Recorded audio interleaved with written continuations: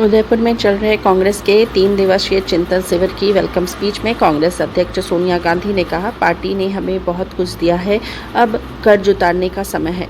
सोनिया ने कांग्रेस के बड़े नेताओं को त्याग करके पार्टी हित में काम करने की नसीहत दी है। कांग्रेस कार्य समिति में कही गई बात को आज खुले में दोहराई है। कहा, ऐसा समय आया है कि हमें संगठन हितों के अधीन काम करना होगा। सबसे आग्रह है कि खुलकर अपने विचार रखें, मगर बाहर एक ही संदेश जाना चाहिए, संगठन की मजबूती, मजबूत निश्चय और एकता का।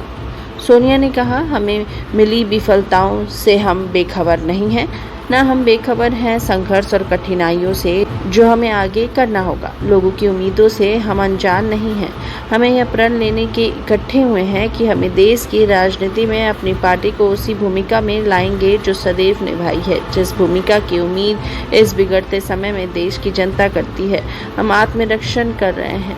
यह तय करें कि यहाँ से निकलें तो एक नए आत्मविश्वास और कमिटमेंट से प्रेरित होकर निकलेंगे।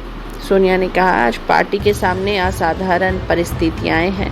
असाधारण परिस्थितियों का मुकाबला असाधारण तरीके से की जा सकता है। हर संगठन को जीवित रहने बढ़ने के लिए भी अपने अंदर पैणापन लाना होता है। हमें सुधारों की सख्त जरूरत है। हमें रणनीतिक बदलाव, ढांचागत सुधार और रोजाना काम करने के तरीके में बदलाव सबसे बुनियादी जरूरी मुद्दा है। हमारा उत्थान सामूहिक प्रयासों से ही हो पाएगा। ये प्रयास आगे टाले नहीं जा सकते, न आगे जा सकते हैं न टाले जा सकते हैं। ये प्रभावशाली कदम होगा। उन्होंने बीजेपी और केंद्र सरकार पर बड़ा हमला बोला। कहा, बीजेपी केंद्र सरकार देश में डर और सुरक्षा का माहौल पैदा कर रही है। अल्पसंख्यकों को डराया जा रहा है। धर्म के नाम पर पोलराइजेशन किया जा रहा है। अल्पसंख्यक हमारे देश में बराबर के नागरिक है। यह हमारी पुरानी बहुलवादी कल्चर का परिचायक है। विविधता में एकता है हमारी पहचान रही।